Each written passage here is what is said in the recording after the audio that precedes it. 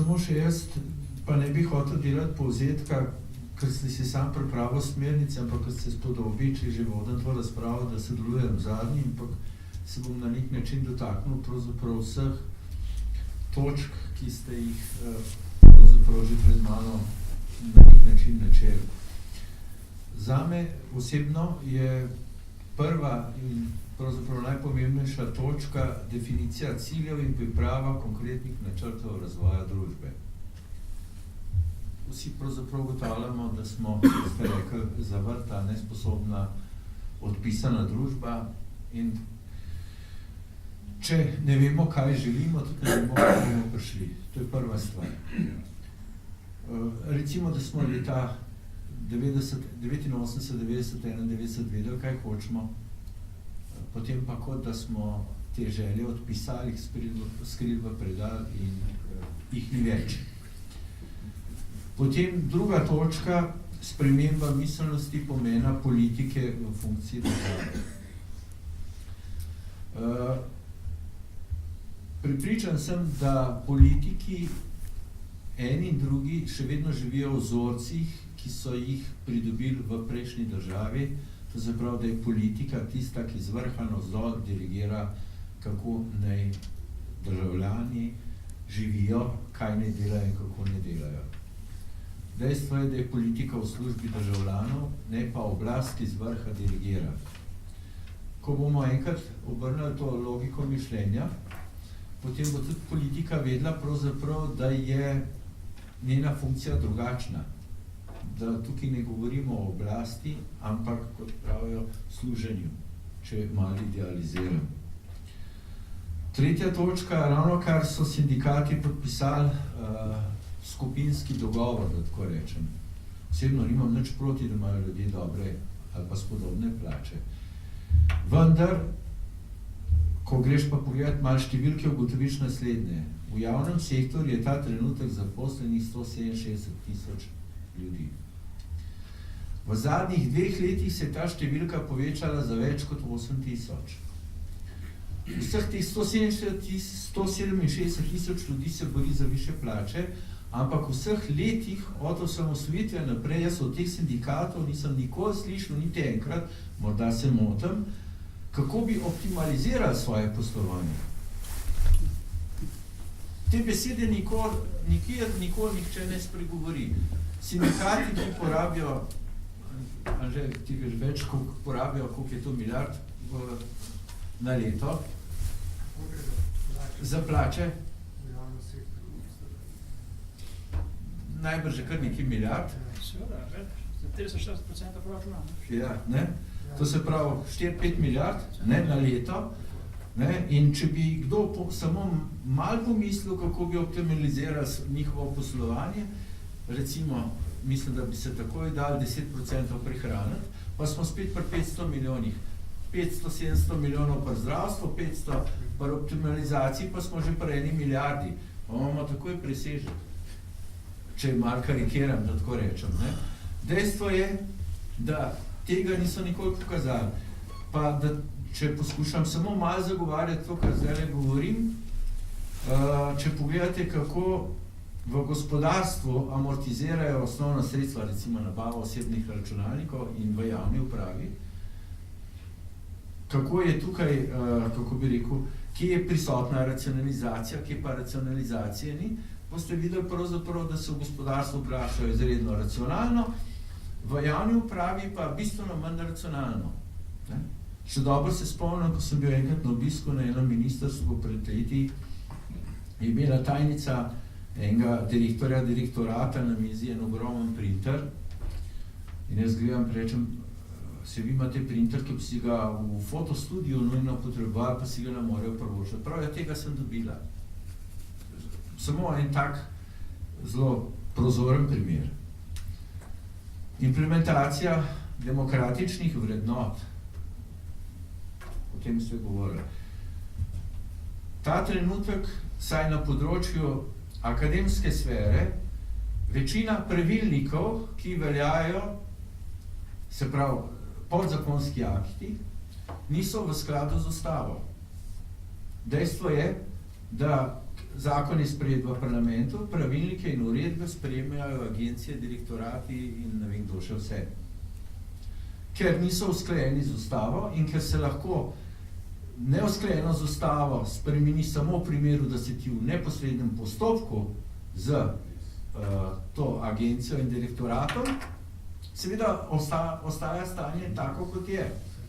Hkrati pa, kot ste že vi, gospod Zobret, rekel, vprašanje volje, da implementiramo demokratične premišljanje, že v sodstvu se je to omenil, kaj šele v nekih inštitucijah, direktoratih, agencijah in tako naprej. Razvoj protimonopolnih, protikartelnih in protikorupcijskih postopkov za konkurenčen razvoj Slovenije. Afere oziroma razkrivanje dobaviteljev v zdravstvu v parlamentu je pokazalo pravzaprav, da nikjer ni nekega posebnega interesa. Mislim, da je minilo vsaj dobro leto, ko so se te afere v zdravstvu odpirale, posebni tožilske skupine NPO, kako se že imenujejo, pravzaprav se niso nikamor premaknile. Namesto da bi zaradi te afere, ki je bila vsem evidentna, dokazana in tako naprej, stvari stojijo. Nič se ne premakne. Hkrati pa so mediji polni nekih hišnih preiskav in ne vem česa še vsega, ki se na to veže za neke manjše grehe. Vi ste omenili na T6. Zaradi T6? Ne? Dejstvo pa je, da glavnina teh afer izhaja pravzaprav v področju, kjer se posamezni sistemi napajajo z proračuna. To se pravi, da imamo opravka z nekimi kriminalnimi povezavami, z družbami, oligarhijami, ki preko politike ohranjajo te vzvode oblasti in zaradi tega se tudi nič ne premakne in se noče premakniti. In morda še eno, kot zadnja točka, govorimo, da hočemo, oziroma da smo, v ustavi smo zapisali, da smo tudi socialna država. Zdaj, socialna država lahko živi na dva načina.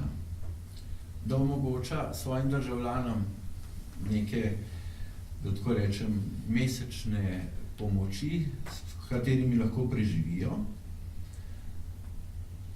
Dejstvo pa je, da na drugi strani pa je socialna država tudi ta, ki omogoča razvoj posameznikom. To se pravi, da se lahko razvijajo, da se lahko, kako bi rekel, uresničujejo pod enakimi in konkurenčnimi pogoji. Tukaj imamo spet problem akademskega sektorja, po drugi strani imamo problem razvoj gospodarstva, kjer so privilegirani ti, ki so znotraj, recimo, pod okriljem države ali paradržavnih inštitucij. To se pravi, če mi izvajamo neko diskriminatorno politiko, ne moramo hkrati govoriti o razvoju socialne države, ker jo s tem avtomatično zanikamo. S tem bi jaz svoj prispevek končal in zdaj prosil seveda avtorje in publiko, da eventualno s vprašanjem ali pa komentarjem poskušajo še malce bolj razpreti našo današnjo razpravo. Prosim, seveda. Bi najprej prosil avtorje, potem pa še publiko. Torej, bom čisto na kratko, ampak bom nametal, ker hočem na te stvari opozoriti. Pred kratkim je umrl en zelo ugledan zdravnik, profesor, doktor in še ne vem kaj, počinil polkovnik Udbe. Zato seveda se v medicini marsikaj dogaja, ampak vendar, če mi pogledamo pa medicino kot celote, imam pač priliko, da sem po otrokih pa tako naprej predvsej blizu nje, čeprav jaz osebno ne maram. Moram reči, da zdravstvo je pravzaprav žrtev istega, kot je banka, pa kot je Petrol, In včerajšnje poročilo o delovanju Petrola v Italiji meni zelo točno pove, kje smo. Ker me to spominja na stare čase, ko je pri nas Udva prodajala ure, tobak, mamila in tako naprej. In zdaj, oprostite, jaz sem nedavno se sestal čisto slučajno z enim zelo visokim funkcionarjem Hrvaške, upokojencem Udbe, ki mi je razlagal, kako je to funkcioniralo in bi zelo rad bil, da bi se motil glede Petrola. To je prva zadeva. Druga zadeva, ki je to glede fakultet več. Jaz moram reči, da meni se zdi to grozno dobro, da je več fakultet, kajti bil bi zelo nesrečen, če bi bilo tako, kot je bilo v času mojega študija. Moram vam povedati samo za primer, pa ne bom našteval, mariborska slavistika je nekajkrat boljša kot ljubljanska, pa se ljubljanska šteje za Dediča, Ramovša, Nahtigala in tako naprej. Če je danes ugasnjen, ni nobene škode bilo, ker je mariborska neprimerno boljša. Naprimer, če vzamem koprsko zgodovino, je neprimerno boljša kot ljubljanska in problem, ki ga vidim, je v tem, da se zelo dobro pozna, če so profesori se specializirajo zvonili, so sam domači. In to, kar naprimer koprski zgodovinarji delajo, se v Ljubljanah samo sanja.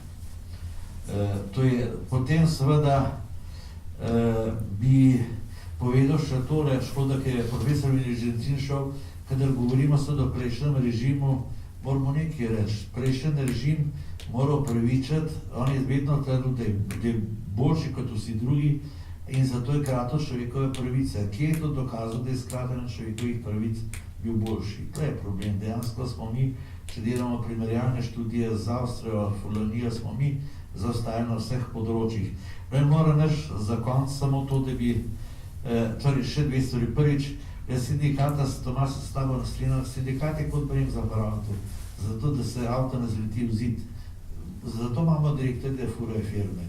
In če hočemo zviševati dodano vrednost, ni to stvar sindikata, ni to del, sem pa direktorjev, šefov. In pri nas šefov ne držimo, zato ker so vsi več ali manj, ne vsi, pa ker jih je veliko političev imenovanih, ampak moram reči, da to, kar sem danes poslušal, tiste temeljni problem v Sloveniji je to, da še vedno pravzaprav politika in ideologija odločata nad stroko. In ko bo stroka prevladala, potem bo šlo pa boljš.